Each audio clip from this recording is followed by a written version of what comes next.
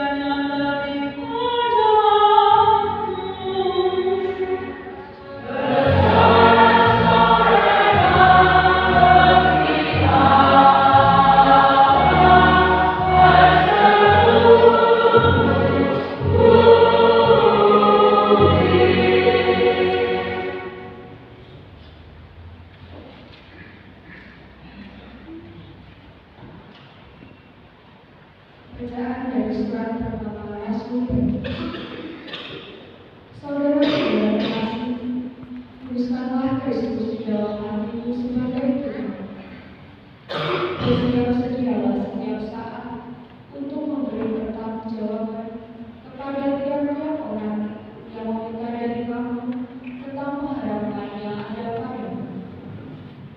Tetapi semua itu haruslah kamu lakukan dengan lemah lembut dan hormat, dan dengan hati nurani yang murni, supaya karena hidupmu yang saleh dalam Kristus, mereka yang memfitnah kamu menjadi malu karena fitnahan mereka itu. Sebab lebih baik menderita karena berbuat baik, jika hal itu dikehendaki Allah, daripada menderita karena berbuat jahat. Sebab Kristus itu telah mati satu kali untuk segala dosa kita. Ia yang benar telah mati untuk orang-orang yang tidak benar, supaya Ia membawa kita kepada Allah. Ia telah dibunuh dalam keadaannya sebagai manusia, tetapi dibangkitkan dengan sabda Tuhan.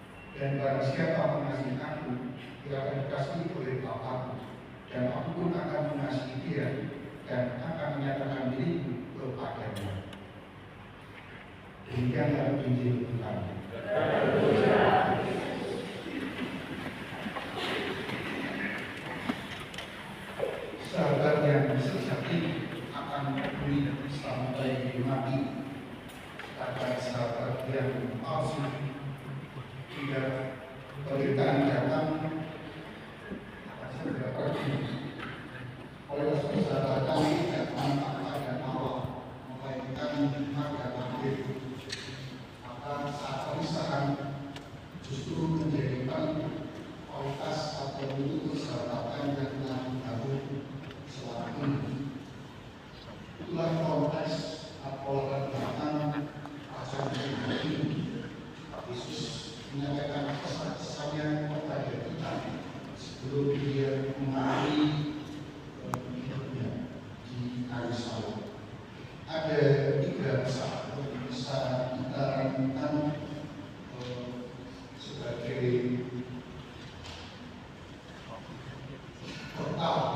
model atau hal penting yang kita berbuat dan melayani dan percaya kita menuju kesatuan dengan Allah. Pesan pertama adalah bahwa hidup ini yang terpenting adalah kasih. Tanpa kasih kita manusia akan susah, ya, tapi selalu bersama. Kita bisa diyakini atau tidak, tapi menurut penelitian bahwa bila kita atau dalam hidup kita tidak ada kasih, maka imun tubuh kita akan secara perlahan lenyap sehingga kemudian kita sakit. Hati kita gampang panas sehingga sehari-hari isinya cuma marah-marah. Orang seperti itu tanpa kasih maka kemudian gampang sakit. Santo John Heriman pada tahun 1801 hingga 1809 mengatakan demikian: kita mengasihi karena sudah menjadi kodrat kita untuk mengasihi, dan ini adalah kodrat kita karena Roh Kudus Tuhan menjadikannya sebagai kodrat kita. Artinya kita mengasihi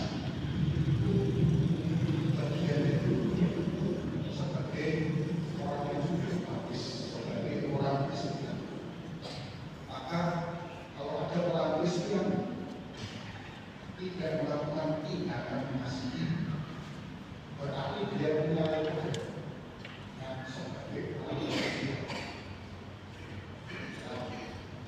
Kodrat kita adalah sebagai manusia kita mengasihi. Kalau orang Kristen tidak mengasihi, tapi mencari kodrat. Dan yang memampukan kita melakukan itu adalah Roh Kudus. Sebenarnya yang bisa katakan adalah apa yang disampaikan oleh John Heriman itu adalah kita manusia kalau tindakan mengasihi dan Roh Kudus adalah tritunggal. Yang namanya tritunggal berarti yang satu tidak bisa hadir tanpa ada yang kita manusia tidak mengasihi dan Roh Kudus adalah tritunggal. Tidak bisa dipisahkan, bisa dibedakan tetapi tidak bisa. Tanpa mengasihi kita manusia tidak pernah akan bisa mencapai jadinya yang sempurna. Kesempurnaan kehidupan kita sebagai manusia jika adalah yang bisa terjadi menuju jika kita mengasihi. Contoh konkretnya siapa?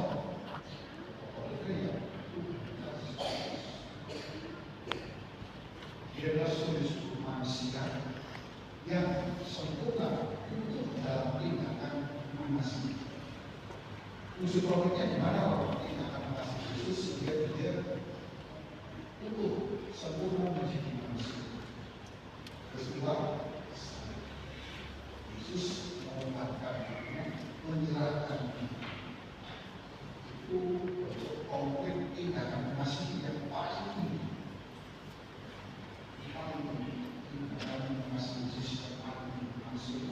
Menyerahkan, mengorbankan dirinya dari sahabat-sahabat. Kita sebabnya kemudian Yesus mati. Itu kita adalah dari konflik yang dari keutuhan keseluruhan kita sebagai manusia. Itu disebut dan kita melakukan tindakan mengasihi. Kasih demikian penting. Juga pertama kita harus mengakui segalanya. Seorang dibandingkan itu yang untuk kita menyampaikan sebuah pengalaman ketika dia disebut dengan kasih dan Teresa. Orang dari itu mengatakan demikian. Sepanjang waktu hidup bagaikan sampah, tapi boleh tangan kasih juga. Hari ini aku mati seperti mereka. Malam dikasihi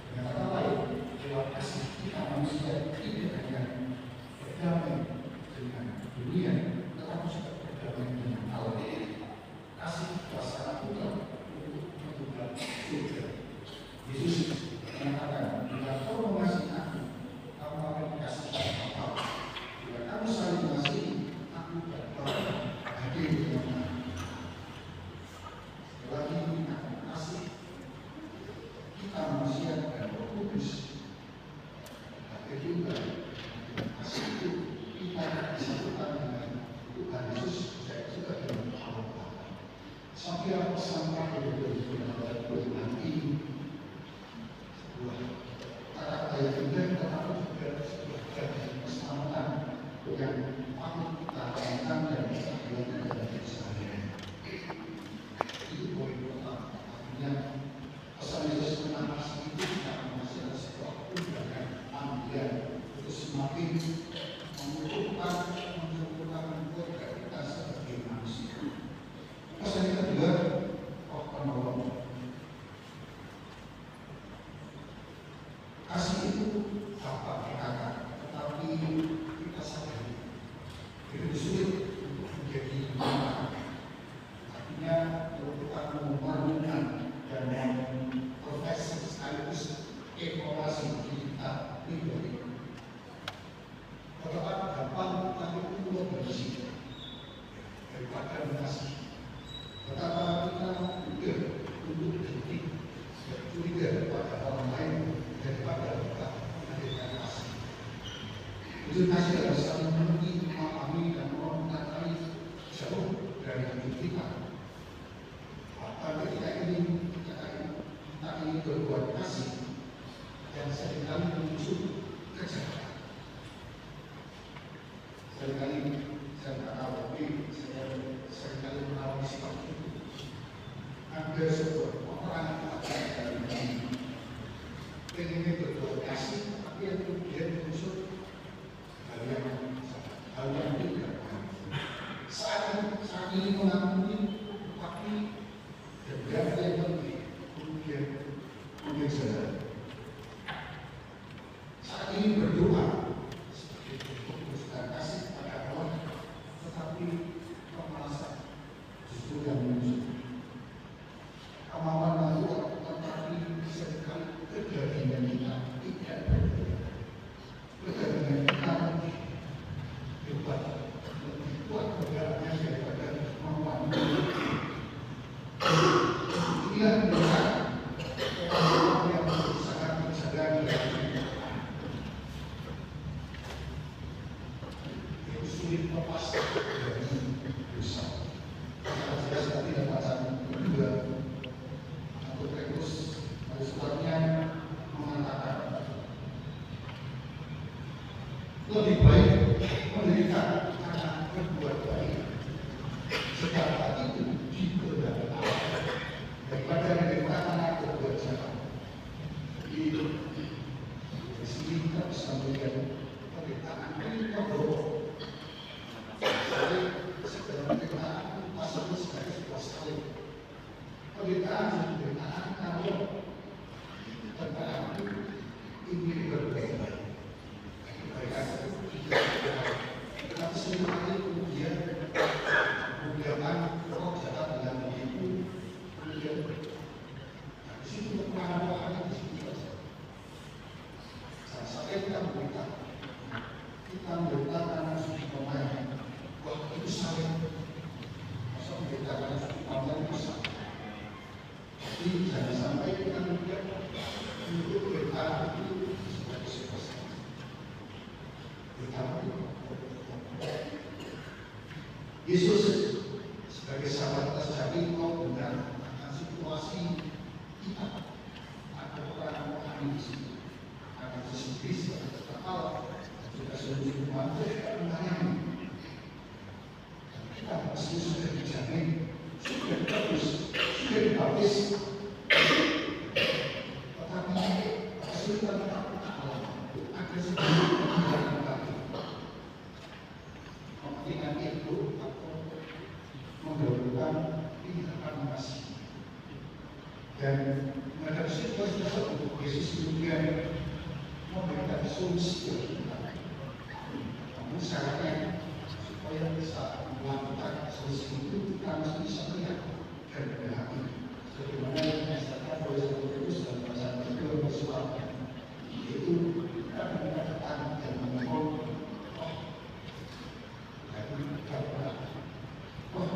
yang akan membawa kita kepada pengharapan. Dan Yesus memberi kepastian doa lepas dari penduduk dosa dan hidup dalam kasih pasti akan ditepati. Yesus akan memberikan jaminan dan juga akan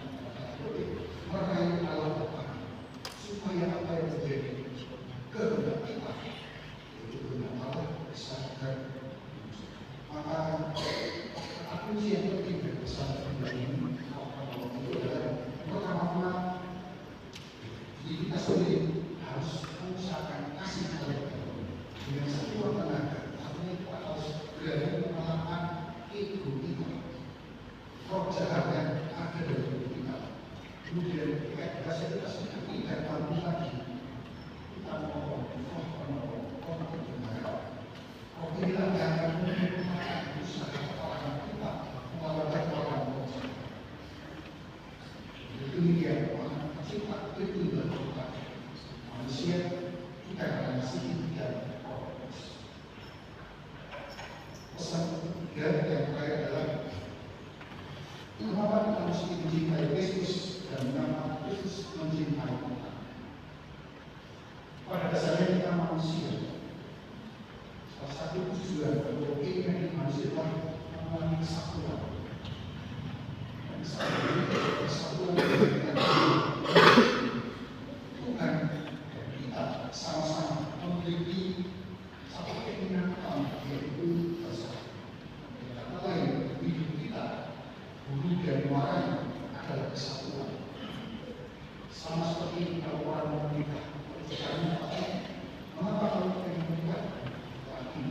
Karena saya disebut dengan dia.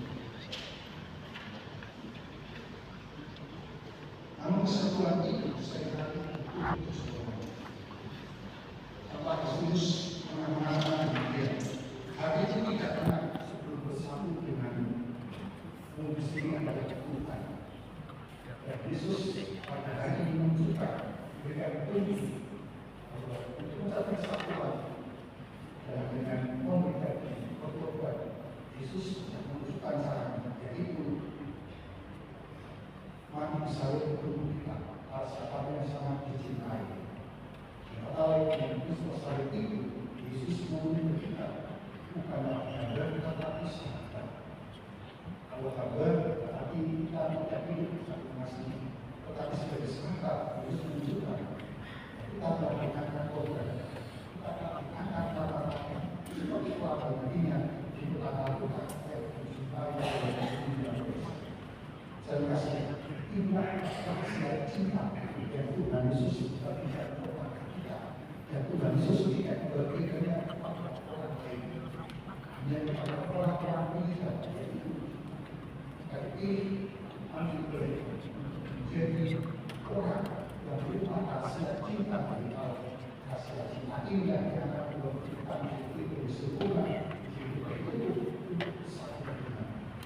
Saya rasa salah kesimpulan tidak pernah melihat Tuhan Yesus, namun saat Tuhan Yesus sangat dekat dengan kita. Bahkan kalau saya kasihkan, dia dekat dengan kita daripada kita dekat dengan diri kita sendiri. Karena Tuhan Yesus itu dekat dengan diri kita daripada kita dekat dengan diri kita sendiri. Sehingga kita merasa asing dengan diri kita sendiri. Ketika Yesus tidak dengan kita secara fisik, Yesus bisa menyakiti dengan kita. Satu itu kita wujud dengan kita dengan Roh Kudus. Roh Kudus yang kasihnya biasa membantu, menolong, mendampingi dan mengarahkan diri kita agar kita senantiasa melakukan kebaikan. Maka pada ini mari kita memohon kepada Allah agar Kudus yang sudah Dia curahkan senantiasa hadir di tengah kita, kita manusia tanpa perasaan apa yang diperintahkan, yaitu iman dan kasih.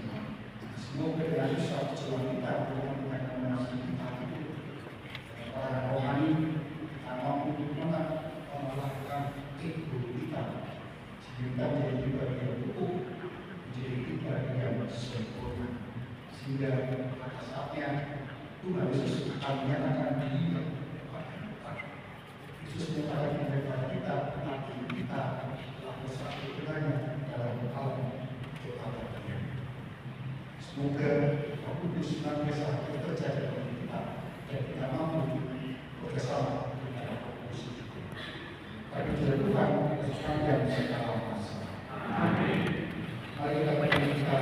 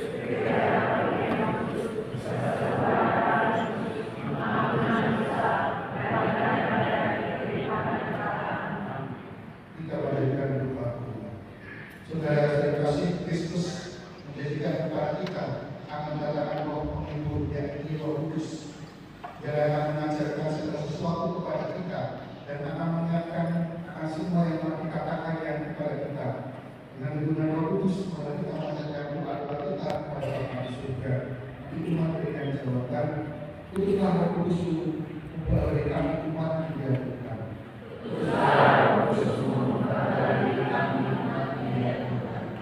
Bagi gereja Kristus, ya Bapa dan Tuhan gerejamu dalam menantikan dan mengandungkan janji Kristus akan Roh Kudus, sehingga kami semakin beriman, kasih dan kehormatan kami dalam melakukan karya kasih-Mu bagi dunia. Marilah kita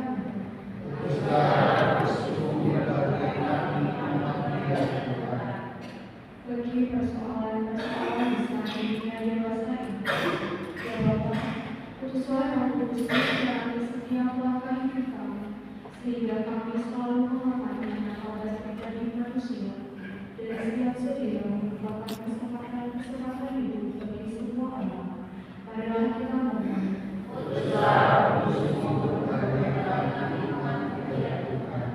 Bagi semua yang menderita, ya Bapa, tentukanlah mengharapkan orang-orang yang sedang mengalami penderitaan. Semoga mereka dapat menemukan dan mengalami kasih-Mu melalui kebaikan hati banyak orang yang mengasihi mereka secara tulus. Marilah kita mohon.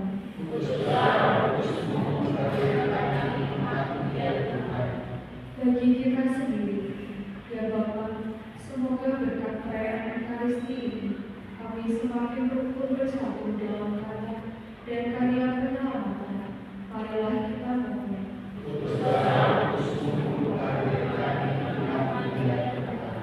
Bagi perdamaian dunia, khususnya di Timur Tengah, Tuhan kehidupan menerangi para pemimpin bangsa yang telah bertikai agar mereka memiliki keberanian untuk meninggalkan rencana menghentikan perlombaan senjata.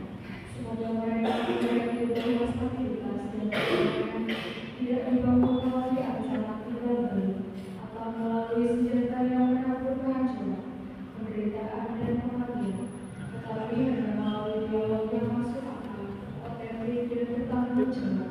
Marilah kita mohon.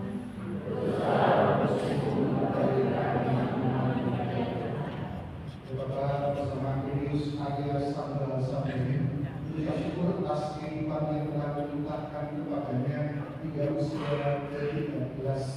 Semoga berkenan senantiasa membantu cara hidup selanjutnya. Juga mohon Kau curahkan roh tahan uji dan juga roh kecerahan hati kepada ayah yang saat ini sedang menghadapi ujian lulusan sekolah.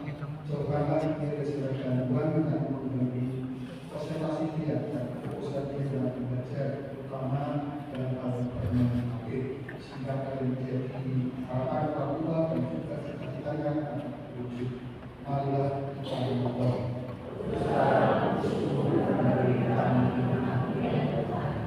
Kita sedang mengucapkan hal dari kita masing-masing.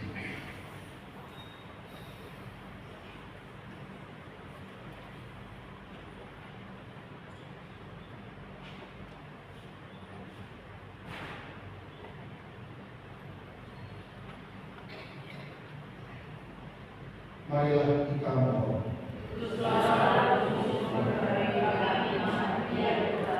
Allah Bapa kami seluruh sengsaranya, kami telah mengeluarkan talent agar mereka bersatu seperti Engkau dan Dia satu adanya. Bila kami keluarkan Roh Kudus-Mu untuk bekerjasama membangun persatuan atas dasar terima kasih dalam Engkau dengan nama Kristus Tuhan kami. Amen.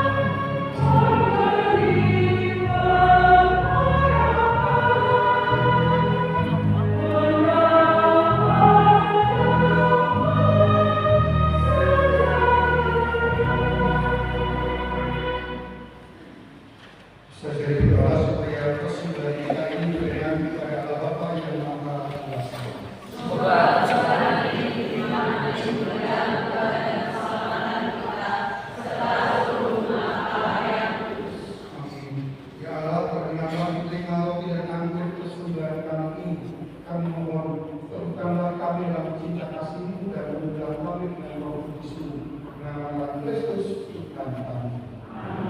Tuhan bersama.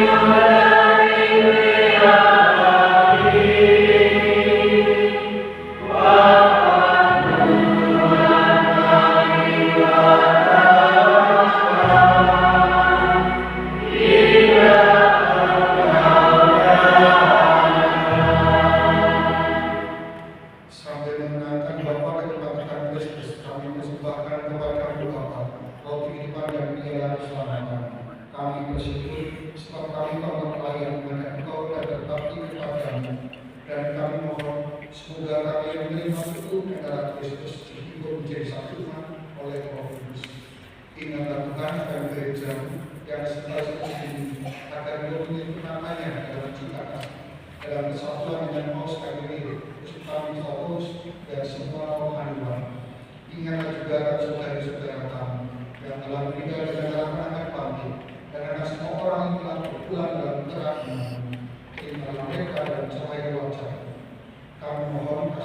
kami semua, agar kami beriman dan kebahagiaan abadi bersama sama kawan Maria Bunda Allah, Sang Yosef olehnya, para rasul dan semua orang kudus sepanjang masa hidupnya berkenan padamu. Semoga baik berkenan terus tentang puji dan muliakan Dikau dengan para Kristus Putra, dengan kemenangan Dia bersama Dia dalam Dia, ada di Allah Bapa yang Maha Kuasa, dalam persekutuan dengan Roh Kudus, segala hormat dan kemuliaan sepanjang segala masa. Amin. Ada petunjuk di nama kita akan berlagi untuk kita.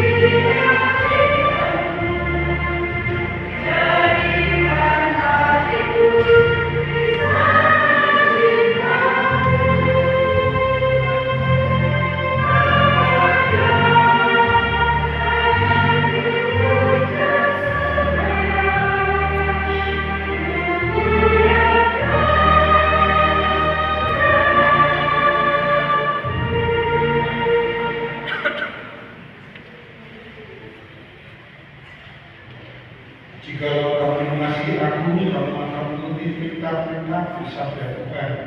Akulah minta kepada Bapa, dan Dia akan berikan kepadamu seorang penolong yang lain, supaya Dia menyertai kamu selama-lamanya. Haleluya. Marilah berdoa.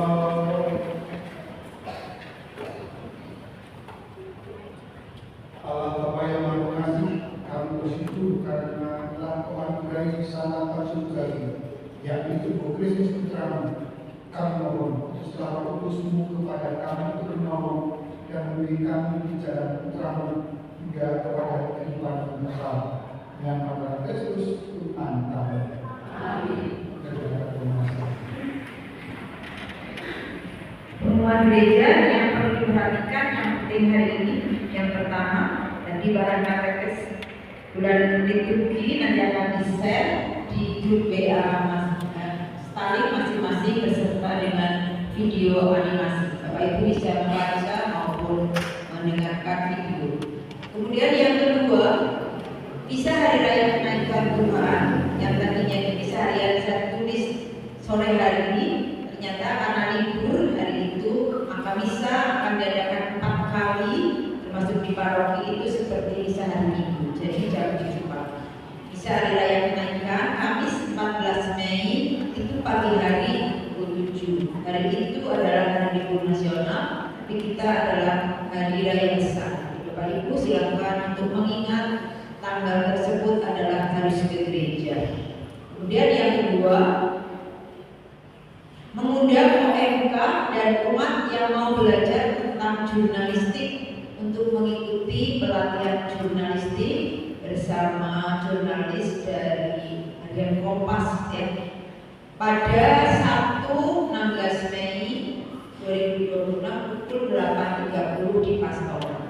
Karena tempat terbatas, kuota hanya 30 orang, silakan OMK dan juga Bapak Ibu yang sedang menulis untuk mendaftar kepada Ikerkomsos, termasuk Kabit Ibu Rere, Iter, Nailan maupun Mas Teguh.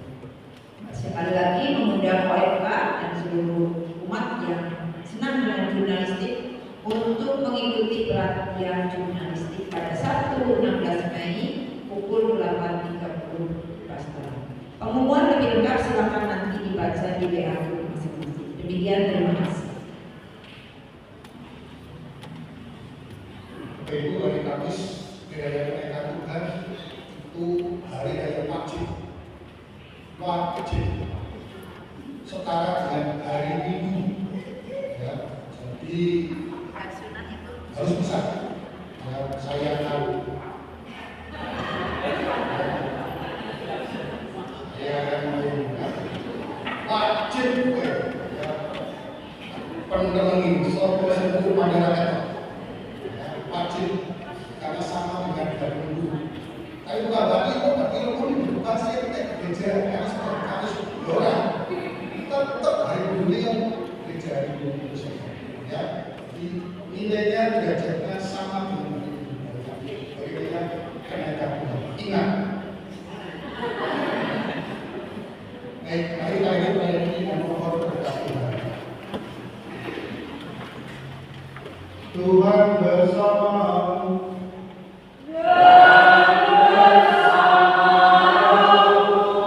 Semoga saudara-saudara, warga-warga Kristian dan jiwa-jiwa yang diberkati oleh Allah